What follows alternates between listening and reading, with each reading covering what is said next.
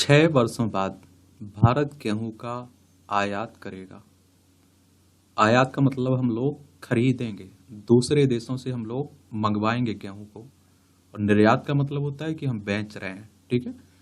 तो विश्व का दूसरा सबसे बड़ा गेहूं उत्पादक देश भारत लगातार 3 वर्षों से निराशाजनक फसल उत्पादन के कारण घटते भंडार को फिर से भरने तथा बढ़ती कीमतों को नियंत्रित करने के लिए 6 वर्ष के अंतराल के बाद गेहूं का आयात शुरू करने की योजना बना रहा है।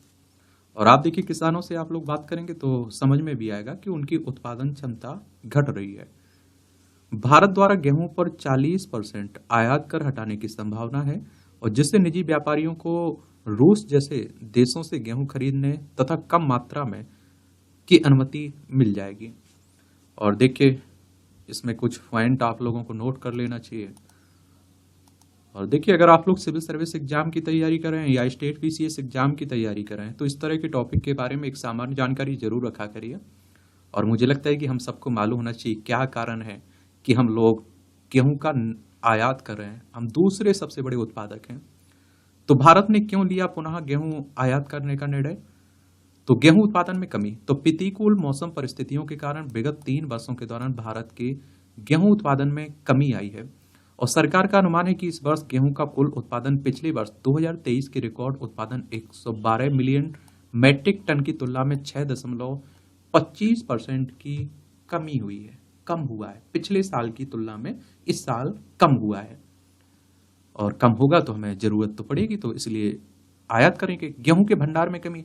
तो अप्रैल 2024 तक सरकारी गोदामों में गेहूं का भंडार घटकर 7.5 मिलियन टन रह गया है, जो 16 वर्षों में सबसे कम है, क्योंकि सरकार ने गेहूं की घरेलू कीमतों को नियंत्रित करने के लिए अपने भंडार से 10 मिलियन टन से अधिक गेहूं बेच दिया।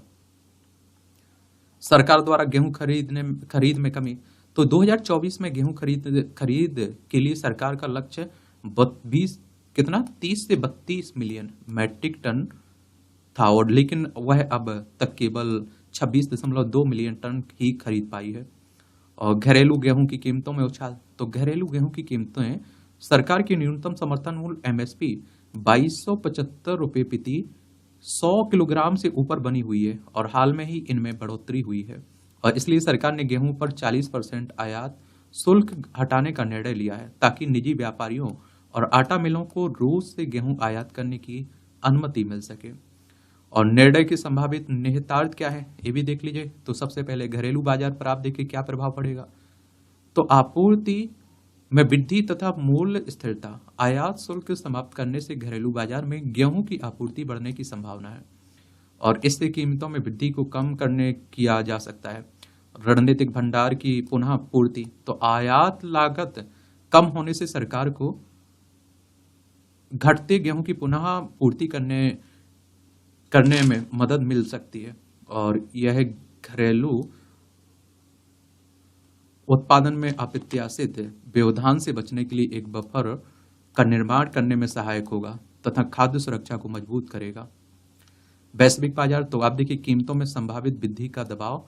यद्यपि भारत की अनुमानित आयात मात्रा कम 3 से आप देखते हैं कि 5 मिलियन मैट्रिक टन है, और फिर भी यह वैश्विक गेहूं की कीमतों में वृद्धि में योगदान दे सकती है। और इसका कारण यह है कि रूस जैसे प्रमुख निर्यातक देश वर्तमान में उत्पादन संबंधी चिंताओं के कारण उच्च लागत का सामना कर रहे हैं। सीमित प्रभाव। तो भारत की आयात आवश्यकता से वैश्विक बाजार पर महत्वपूर्ण प्रभाव पड़ने की संभावना नहीं है, लेकिन बड़े प्रतिस्पर्धी गेहूं के वैश्विक मूल्य रुझानों पर अधिक महत्वपूर्ण प्रभाव डालना जारी रखेंगे।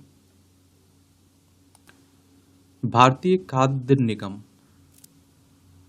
एफसीआई के बारे में सुने होंगे ना। भारतीय निगम अधिनियम 1964 के तहत स्थापित एक वैधानिक निकाय है, और उपभोक्ता मामले, खाद्य एवं सार्वजनिक वितरण मंत्रालय के खाद्य एवं सार्वजनिक वितरण विभाग के अधीन कार्य करता है।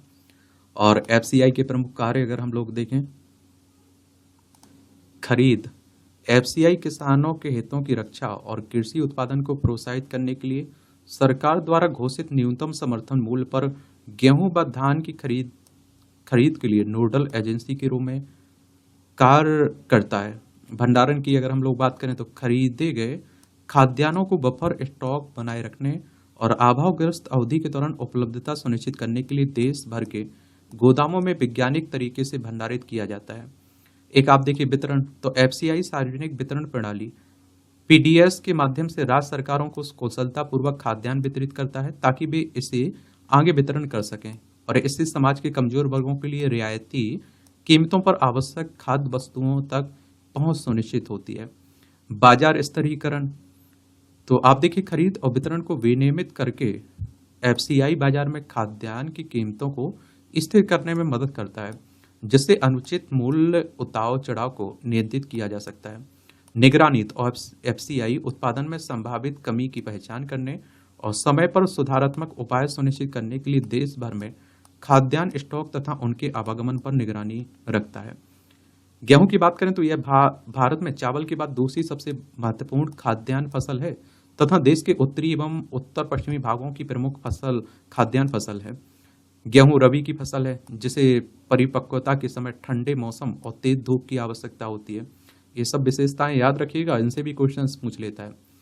हरित क्रांति की सफलता ने रबी फसलों विशेषकर गेहूं की वृद्धि में योगदान दिया। तापमान की बात करें तो तेज धूप के साथ 10 से 15 डिग्री सेल्सियस बुआई के समय और परिपक्व होने कटाई के समय आप देखते हैं कि 21 से 26 डिग्री सेल्सियस होना चाहिए। वर्षा की बात करें तो 75 से 100 सेंटीमीटर। मृदा की बात करें तो सुअपवाहित उपजाऊ दोमट और चिकनी मिट्टी दोमट मिट्टी, गंगा सतलुज मैदान व दक्कन का काली मिट्टी वाला क्षेत्र। विश्व में शीर्ष 3 उत्पादक देशों की बात करें तो चीन, उसके बाद भारत और रूस का नंबर आता है। 2021 के हिसाब से ये आंकड़े हैं। चीन पहले नंबर पे, भारत फिर उसके बाद रूस। भारत में शीर्ष 3 गेहूं उत्पादक राज्यों की बात करें 2021-22 में तो उत्तर प्रदेश, उसके बाद मध्य प्रदेश, पंजाब का नंबर आता है। भारत में गेहूं उत्पादन और निर्यात की स्थिति, तो भारत चीन के बाद विश्व का दूसरा सबसे बड़ा गेहूं उत्पादक देश है, लेकिन वैश्विक गेहूं व्यापार में इसकी हिस्सेदारी 1% से भी कम है। यह इसका एक बड़ा हिस्सा गरीबों को सब्सिडी युक्त खाद्यान्न उपलब्ध कराने के लिए रखता है, और इससे शीर्ष निर्यात बाजार बांग्लादेश, नेपाल, श्रीलंका है। देखिए वैसे हमारे घरेलू ही उपभोग इतना है कि उसमें ही खपत हो जाता है, और जो बचता है थोड़ा बहुत अगर हम लोग निर्यात करते हैं, बेचते हैं, तो बांग्लादेश, नेपाल और श्रीलंका को बेच देते हैं।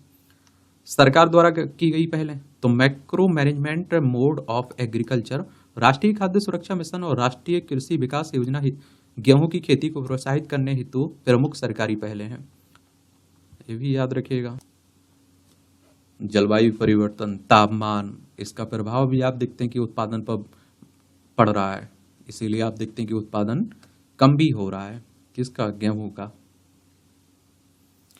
तो इतनी जानकारी आप लोग जरूर रखिएगा, अगर क्वेश्चंस पूछा जाएगा तो जरूर आप लोग उसका जवाब दे पाएंगे। धन्यवाद।